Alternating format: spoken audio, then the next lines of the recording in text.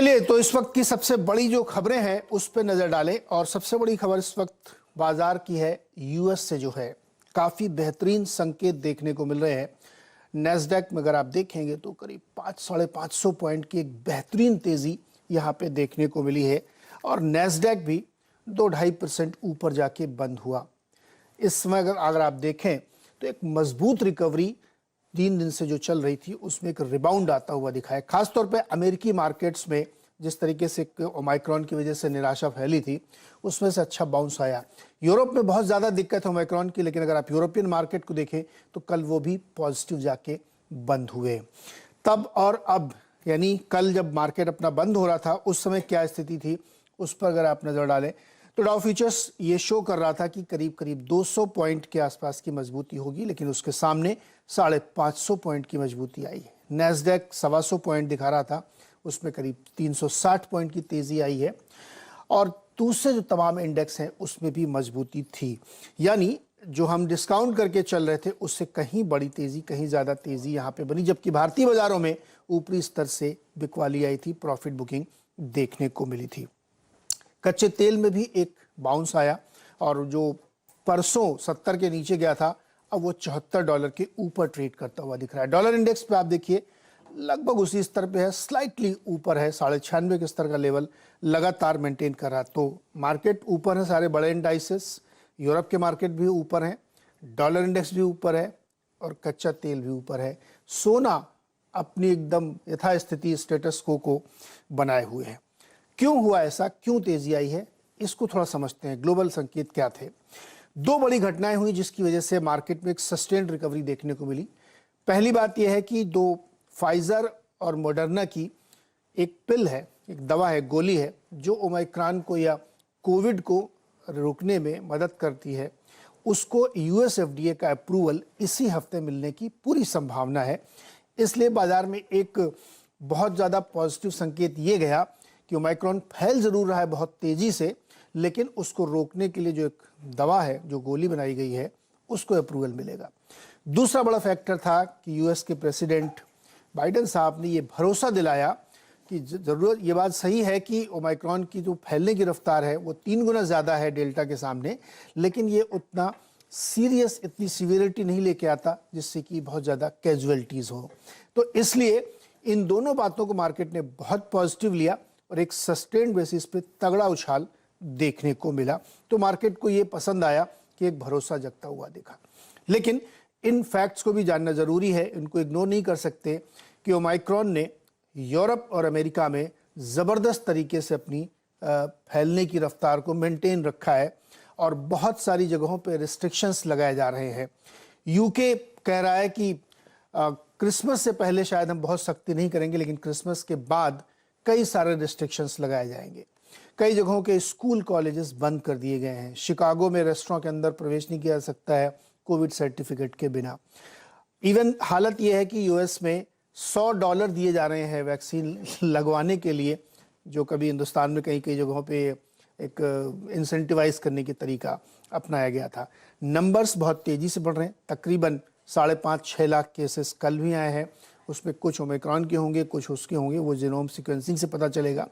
लेकिन तेज़ी से स्थिति बिगड़ भी रही है, इसमें कोई शक नहीं है। बिजनेस एक्टिविटीज़ हैम्पर हो रही हैं। हिंदुस्तान में भी आप देखें तो 200 से ज़्यादा केस हो चुके हैं और बहुत जगहों पे नाइट कर्फ्यू लगाने की तैयारी है। तो एक तरफ ओमिक्रॉन का चैलेंज है, ओमिक्रॉन की दिक्कत है, दूसरी तरफ ये भरोसा है कि जो पिल फाइजर और मॉडर्ना की अप्रूव होगी वो शायद मदद करेगी इसको रोकने में और वैक्सीनेशन और तेज किया जाएगा। तो इन संकेतों के बीच एक सस्टेन्ड रिकवरी भारतीय बाजारों में देखने को मिली है।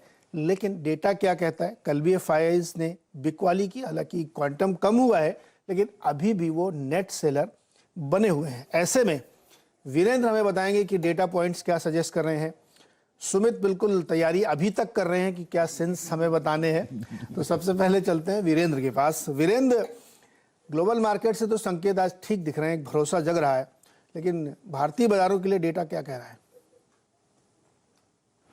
देखिए नीरज, गुड मॉर्निंग। देखिए डेटा थोड़ा सा आप ये कह सकते हैं कि एफआईएस के फ्रंट पे थोड़ा सा रिलीफ है। कैश की सेलिंग कम है, इंडेक्स के आंकड़े उनके अच्छे हैं थोड़े बहुत, और स्टॉक फ्यूचर्स के आंकड़े अच्छे हैं। लेकिन कैसे अप्रोच करना चाहिए मैं समझाऊंगा नीरज जी।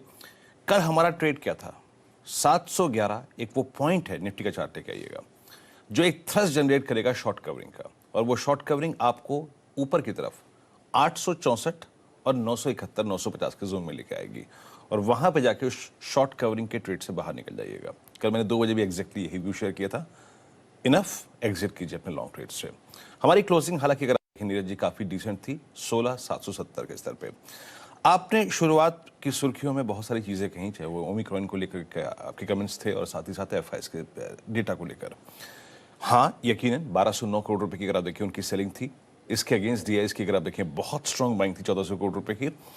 लेकिन एफआईएस के आंकड़े आज डेरिवेटिव पॉइंट ऑफ व्यू से अगर आप देखें तो वो अच्छे हैं। 3068 करोड़ रुपए की इंडेक्स की buying, mega short covering Neeraj ji 26,000 contract उन्होंने शॉर्ट कवर किए, दैट्स गुड।